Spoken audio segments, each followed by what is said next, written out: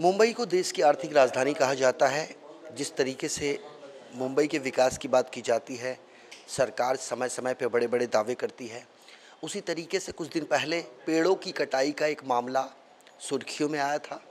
मामला था मुंबई के गोरेगांव पूर्व स्थित फिल्म सिटी आर्य कॉलोनी का। और इस आर्य कॉलोनी में जहां मेट्रो शेड को लेकर वृक्ष काटने की बात सामने आई, उसको लेकर कई एनजीओज़ ने, कई राजनीतिक पार्टियों ने मोर्चा किया, धरना प्रदर्शन किया। अंततः गत्वा कोर्ट के फैसले के बाद मामला ठंडे बस्ते में चला गया। हमारे साथ वॉच डॉग फाउंडेशन के प्रेसिडेंट भी हैं और सेक्रेटरी भी हैं। तो सबसे पहले हम उसे ये जानना चाहते हैं कि कुछ दिन पहले उन्होंने बृहन मुंबई महानगर पालिका के एच वेस्ट और एच ईस्ट में कुछ शिकायतें दर्ज करवाई थी पेड़ों की कटाई को लेकर। कुछ रसूखदार लोग ऐसे हैं जो पेड़ों को एंक्रोच कर चुके हैं, उसको इस तरीके से ब्लॉक कर दिए हैं कि अब वो पेड़ कितने दिन चल पाएगा ये कहा नहीं जा सकता। सबसे पहले तो मैं आपसे ये जानना चाहूँगा कि जो मामला दर्ज हुआ है पेड़ों की कटाई को लेकर, वो क्या है? नहीं, हम तो मतलब बॉम्बे में जितने भी मतलब पेड़ के मामले हैं तो बार बार इसकी भी शिकायत करते रहते हैं। तो ऐसे काफ़ी कुछ मामले हमारे पास एच वेस्ट और के वेस्ट के सामने आए हैं, एच ईस्ट के।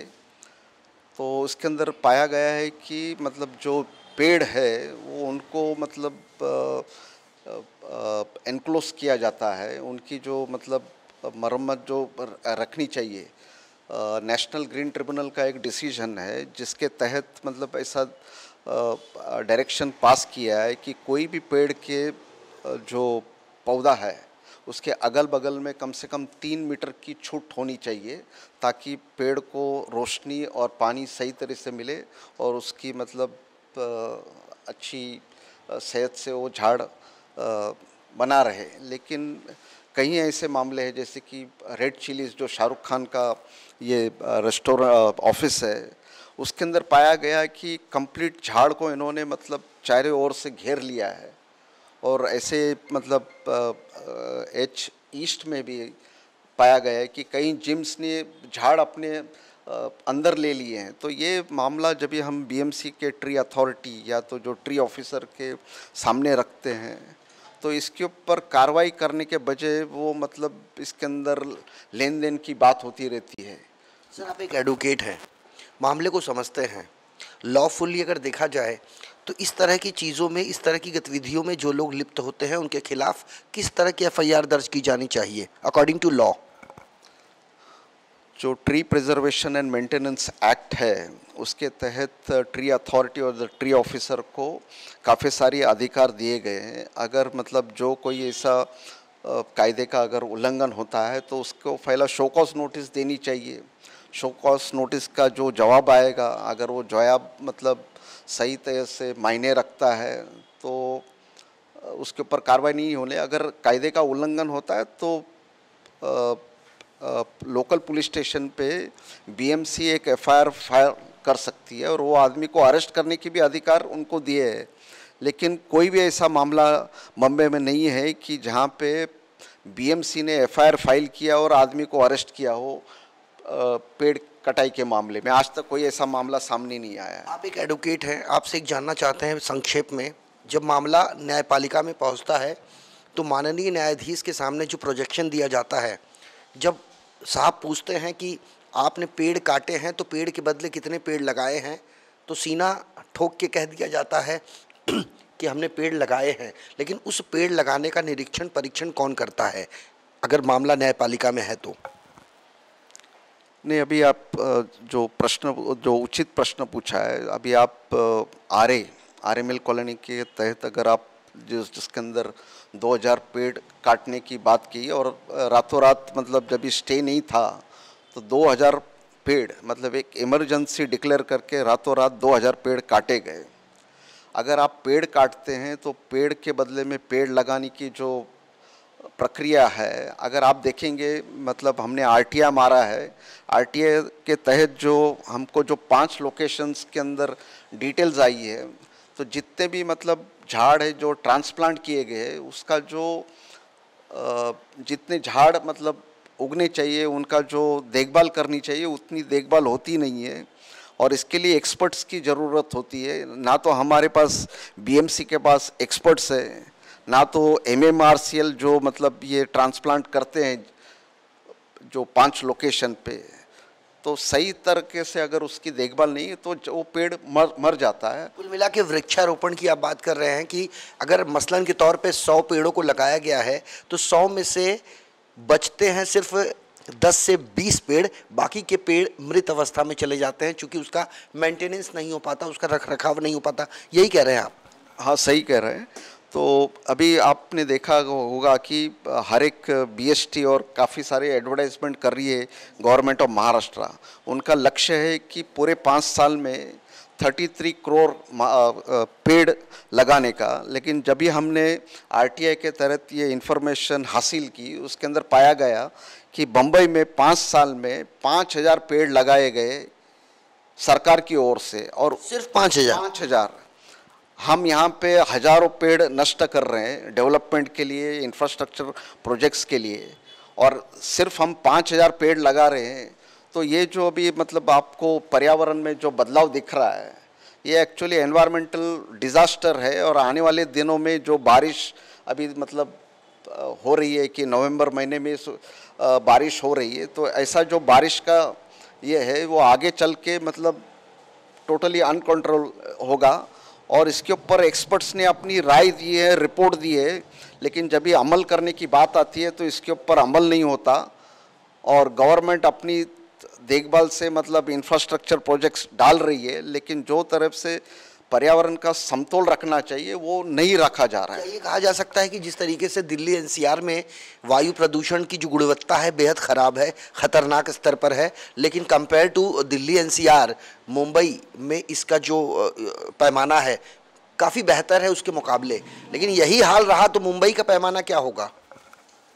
नहीं, अगर यही हाल रहा जो आप अभी दिल्ली में देख रहे हैं, जो पर्यावरण के जो प्रदूषण बढ़ रहा है, अगर यही रवैया मुंबई में रहा तो 10 साल में यहाँ पे हर एक आदमी को ऑक्सीजन का सिलेंडर लेके साथ में घूमना पड़ेगा।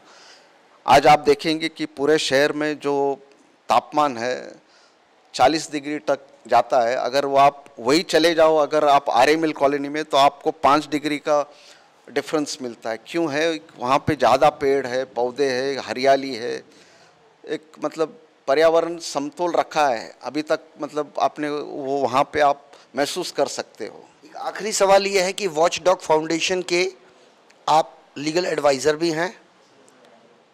बतौर लीगल एडवाइज़र अगर आने वाले दिनों में वॉच डॉग फाउंडेशन की तरफ से जो भी डिस्पैच रिटन कंप्लेंट किया गया है एडमिनिस्ट्रेशन को, अगर उस पर कार्रवाई नहीं होगी तो वॉच डॉग फाउंडेशन का स्टैंड क्या होगा?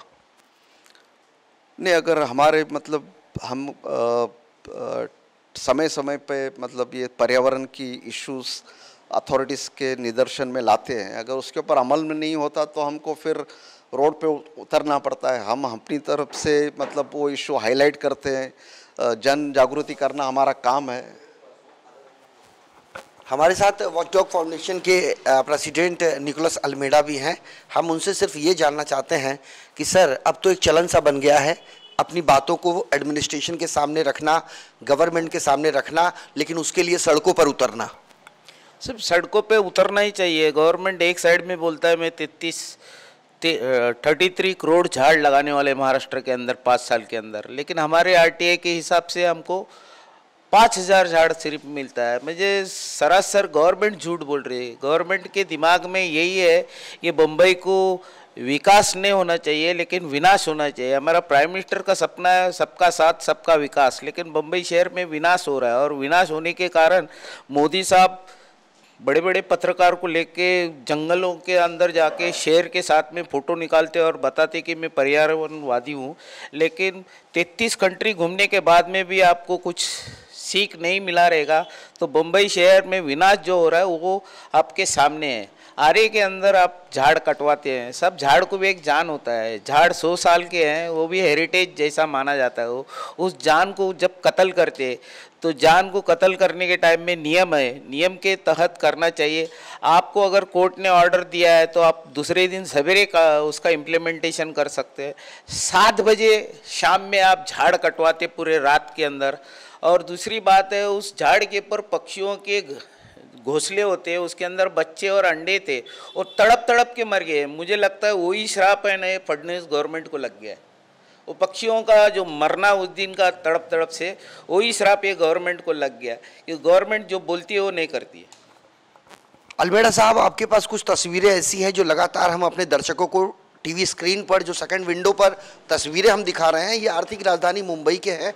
बांद्रा पश्चिम का एक विभाग है जो बृहन मुंबई महानगर पालिका की एक इकाई है, एक वार्ड है। एच पश्चिम और एच पूर्व, ये 2 अलग अलग विभाग हैं। इन विभागों के अंतर्गत आने वाले इलाकों में कई जगहों पर ऐसे पेड़ हैं जिन पेड़ों को अपने प्रेमाइसेस में एंक्रोच कर लिया गया है। इसे अवैध कब्जा कहें तो कोई अतिशयोक्ति नहीं होगी। क्या लगता है, ये किडनैपिंग नहीं है पेड़ों की? सर, पेड़ों की किडनैपिंग है। रेड चिलीज जैसे शाहरुख खान का एक बिल्डिंग है, रेड चिलीज एंटरटेनमेंट, जहाँ स्टारबक्स का एक कॉफ़ी शॉप है। मैं उस कॉफ़ी शॉप में बैठा, जब मैं फर्स्ट फ्लोर के ऊपर उसका मेज़ानाइन के ऊपर गया तो पूरा लकड़े का ओपन स्पेस के अंदर उसने लकड़े का ये बनाया, और लकड़े के बीच में ऐसा होल बना के उस पेड़ को घेरा गया। ऊपर से भी उसके छत में भी घेरा गया, उसको बीच में भी घेरा गया और ज़मीन में भी घेरा गया। वो पेड़ को एकदम चौकअप करता है, जैसा गले को और पेट को चौकअप करता है ऐसा। मैं कंप्लेंट करने के बाद में वार्ड ऑफिस ने क्या किया, सिर्फ ऊपर का जो टेम्पररी शेड था वो निकाल दिया, लेकिन जो बीच का जो लकड़े में वो फंसा हुआ है पेड़ है उसको निकाल नहीं रहा है, क्योंकि शाहरुख खान बहुत बड़ा आदमी है इसके वजह से। फिर आप एच ईस्ट में सांता क्रूज में आ जाओ। सांता क्रूज में वार्ड ऑफिस के सामने बुटीक शॉप है, उसके अंदर एक मैंगो ट्री है, और मैंगो ट्री को उन्होंने वाइट कलर बनाया। क्यों? वो बुटीक शॉप वाइट कलर का है, तो आम का पेड़ का जो पौधा है उसको भी उसने वाइट बना दिया, लेकिन छत के ऊपर जो है वो आम का पेड़ है। दूसरा, उसके बाजू में एक रेड जिम है। रेड जिम के अंदर एक नीम का पेड़ जैसा हाथी का वो जो अपना सोंड रहता है वो बाहर निकला है, उसके वॉल में से बाहर निकला है। और एक नारियल का झाड़ है जो जिम के अंदर है, बीचों बीच में है। जब मैं वार्ड ऑफिसर को बोलता हूँ, ये साहब मैं तुलसी का पेड़ आपको देता हूँ भेंट करके, इस पवित्र पेड़ को देख के तो कार्रवाई करो, वो सिर्फ मुझे यही बताता है कि सिर्फ ब्लेम गेम करता है, फुटबॉल गेम चालू है। मैं बोला साहब ये फुटबॉल गेम बंद करो, नहीं तो हम हमारे स्टाइल में आंदोलन करना, और जब हम करते हैं, हम जो बोलते हैं हम करते हैं, और उसको नतीजा ये आने वाले दिन के अंदर हम बताएंगे। भारत जब अंग्रेज़ों का गुलाम था, भारतवासियों को सर से लेकर पैर तक जंजीरों में जकड़ दिया जाता था। यही नहीं, आंदोलनकारियों को काले पानी की सज़ा तक दे दी जाती थी और उन्हें भी सलाखों से बांध दिया जाता था। ठीक उसी तरीके से आज इंसान को नहीं, लेकिन पेड़ पौधों को नीचे से लेकर ऊपर तक जंजीरों से जकड़ दिया जा रहा है, सिर्फ अपने निहित स्वार्थ के लिए, सिर्फ अपने बेनिफिट्स और प्रॉफिट के लिए। ऐसे में पर्यावरण